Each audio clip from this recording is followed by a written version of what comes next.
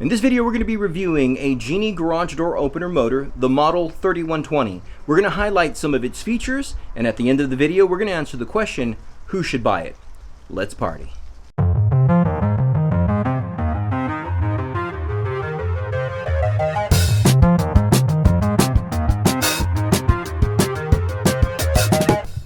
Okay, party people, there it is, the Genie 3120 HB. This happens to be a belt drive rail assembly garage door opener motor. Let's go ahead and get into specs, because you know I don't like talking about them, but the specs to this motor are easily found on Genie's website. They're pretty straightforward. The one thing you do need to know is that this particular model, does have the slow start, slow stop, or they call it the soft stop, soft start feature. And that's a great feature because it alleviates, mitigates jump cables to a garage door. It's always good to have that feature. I think it's a feature that should be on all garage door openers, but you'll find it more on the higher end product. Also, another thing that this motor has that's different from the other ones on Genie's side is that it is a little bit faster in speed. So this is kind of more your high-end product. I always offer this motor in conjunction with the LiftMaster WLED 8550 WLED. These are the two motors that I think are perfect for entry-level circumstances. The difference with this particular model is that you can apply a chain rail or a belt rail. So in this case, we put a belt rail. And what's nice about that is that it does have an interchangeable rail, so you can give your customer that option. There might be a cost savings if you go with a chain. I always tend to go with belt just because it's a much more quiet experience. Now, the unboxing experience is obviously going to be like most garage door opener motors. You're going to get everything that you need inside the box, from the paper material, or I should say the manuals, installation, so on and so forth. You've got your safety beams, you've got your wall button. In fact, they throw in bell wire for your safety beams. You're just going to get everything that you need in this high-end product. And although the hardware, it comes different in this box than the retail products, you'll find that it's just much more better quality. I don't think the retail, it always just seems that the retail motors are just a little bit less in quality when it comes to their build. Of course, you can't install this unit without talking about that one-piece rail. Say it with me, party people, one-piece rail. And yeah, this one-piece rail happens to be so important to this type of motor because, apples for apples, compared to a retail product, you're going to get a much superior experience. As you can tell, a one-piece rail, it takes less time to install. It's also going to be much more sturdier. This happens to be a C-channel rail assembly. You'll be able to install it easy on top of the garage door opener motor. And like I said, it's pretty smooth. I'm not saying that the retail rails aren't smooth. They are. But in reality, you're looking at a piece rail where the quality of that rail, it's just not the same. It really isn't.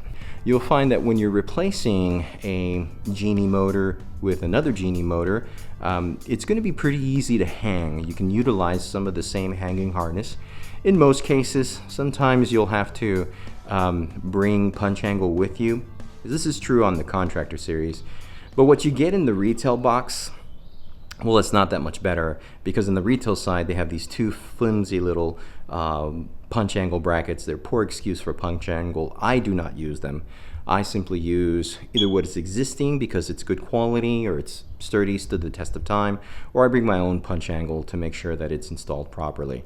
So getting it up, or getting the old unit down and getting the new unit up, is not hard at all, and it should be positioned properly. You also want to make sure that you're aligned just along with your hardware that's installed onto the door and the rail assembly. I can't tell you how many times I go into a job and I see that this rail is off too far to the side, or it's not completely centered.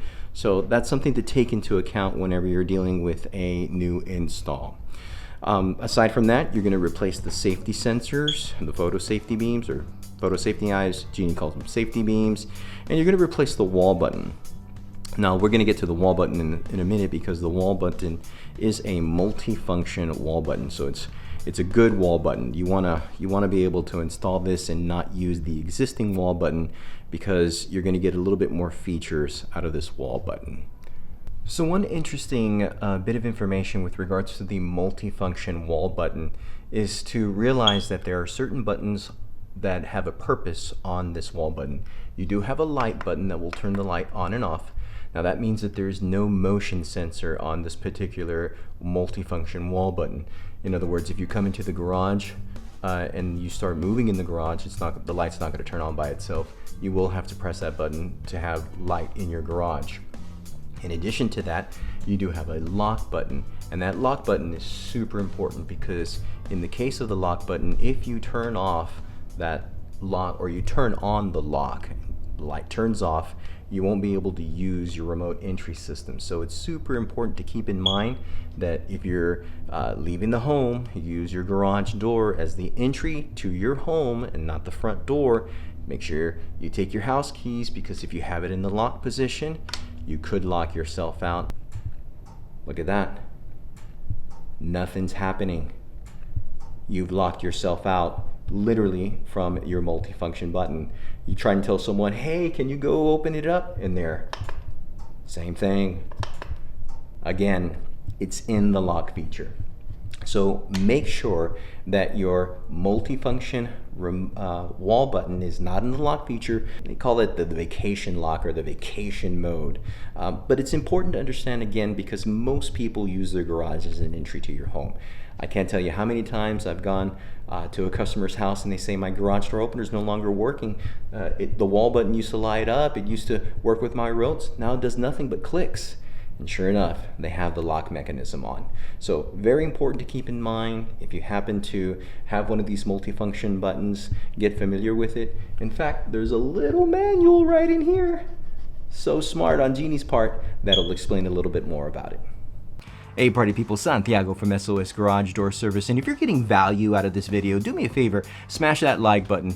In fact, the robots at YouTube tell me that over 90% of you watching these videos are not subscribers, so I hope you consider subscribing, because on this channel, we provide you pro tips and tech reviews for all your residential garage door needs. Let's get back into the video. Now, depending on the variant that you have, you could have a motor that comes with 2 remotes and a wireless keypad.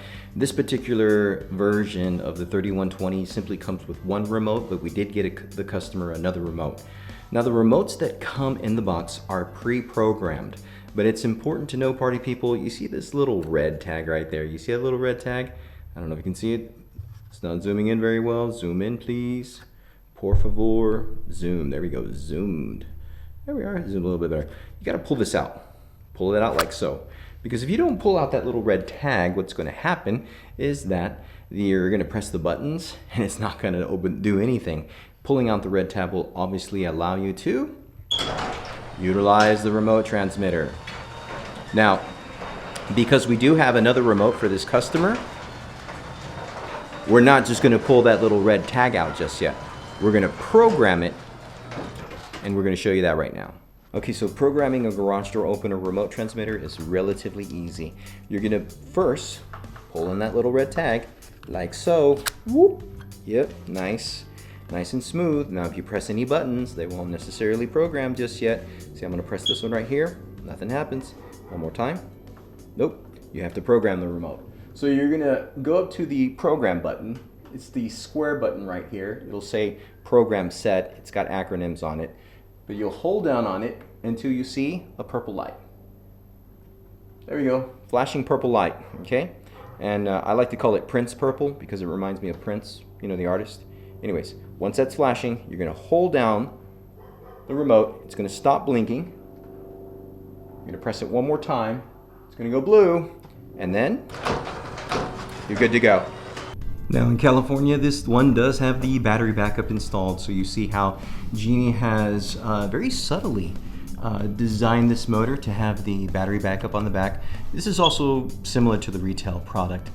So at the very end, once you're done with your programming of your travel to the garage door, programming to your remotes, once you've got all those details done, then go ahead and snap on that battery backup. Just like that, right there. You have this little connector there. Let's put it in. and you're good to go. And there, the system is all done. And party people, last but not least, I want to show you this emergency release cord. Now, quite frankly, the emergency release cord is a very important part to your garage door installation or garage door motor installation. Keep in mind that you want to make sure that the cord is properly tied. Now, I can't tell you how many times that even though you tie this piece of cord to the garage door opener rail, I see a number of families that unfortunately pull on it. Kids are hanging off of it. It gets stuck or lodged in the car door and they drive off, and oh, too many horror stories to, can't recount in such little time. But the point that I'm trying to get at is that when you're tightening the handle to the emergency release cord, just make sure that it's at a position that's reasonable based on the height of the garage door, based on the height of the family members, and particularly making sure that the little kids aren't able to jump up and grab it and start pulling on it and pulling on the door. Again, it's an important part, but it's not the most important part. But keep in mind that these emergency release cords should be in place. You want to keep them in place. You don't want to take them off, particularly because if you need to get out of your garage, you can pull on the emergency release cord, lift up the door, and shoo it on out. Of course, with the battery backup, that does help, but the battery backup is not always foolproof. Good old ingenuity, just by pulling on this emergency release cord and unlocking the door from the motor, should be fine. Now, never do it when it's in the up position like this. Why? Well, you could have a broken spring, there could be an imbalance in the door could come racing down. You never want to do that. It's when the door is closed, you'll pull on it, lift up. If you need some help, you should be able to do that. But if you do need some help, if you're a grown man, you should be able to lift it with one hand. A young kid should be able to lift it with one hand. These are all the safety precautions that the door industry has put into place to make sure that you're able to get out of your garage in an emergency. And the question we're going to answer right now is, who should buy this motor? Well, I think Genie enthusiasts should buy this motor. If you love the Genie product, this is one of those motors that I think is hard to beat. Again, I liken it up to what LiftMaster offers, and this is the motor that I like to offer most. Compared to what you would get out of the 2128 or even the 2028, this is the motor to go with. Two light fixtures that you're able to illuminate the garage, a little bit faster travel speed, of course the soft start, soft stop feature. I just think it's a great motor. This is my favorite motor from Genie, pretty much to install, and that what I offer to most customers.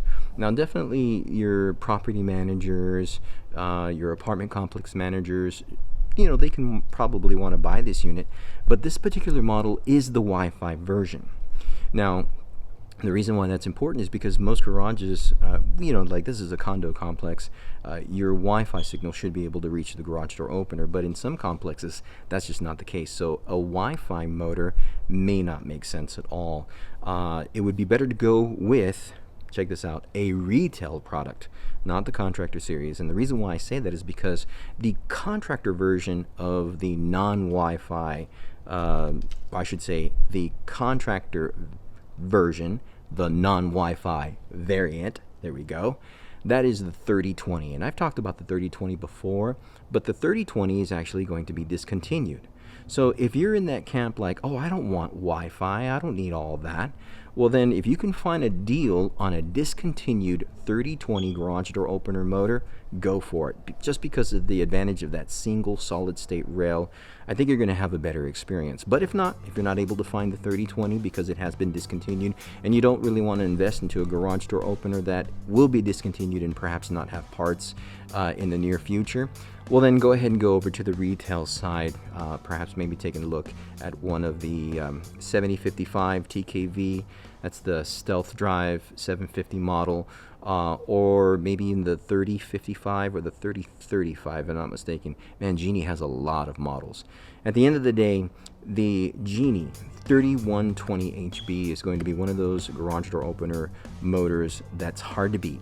I think it's a great product. I think for the money and the value and what it's worth, you're going to get a lot of bang out of your buck. That's going to be it for this one, party people. Now, if the Genie 3120 Garage Door Opener motor sounds like a party to you, please, by all means, check it out. I think it's a motor that you will love using. It offers an excellent operating experience. In fact, if you have a question about this garage door opener motor or one like it, leave a question or a comment down below. I'd love to be able to answer it for you. And of course, the pro tips, techniques, and opinions in this video should not be considered law or infallible. Why?